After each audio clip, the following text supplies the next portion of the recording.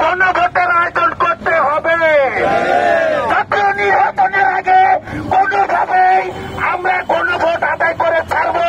জাতীয় নির্বাচনের আগে গণভোট ছাড়া বাংলাদেশে কোনো নির্বাচন হবে না, হবে না, হবে না। এটাই হলো পরিষ্কার সিদ্ধান্ত। যতক্ষণ না পর্যন্ত বাংলাদেশে গণভোটের আয়োজনটা হবে ততদিন পর্যন্ত নিয়মতান্ত্রিক হবে, শান্তিপূর্ণ হবে, গণতান্ত্রিক হবে। আটদলীয় ঐক্যজোটের কর্মসূচি চলছে, চলবে।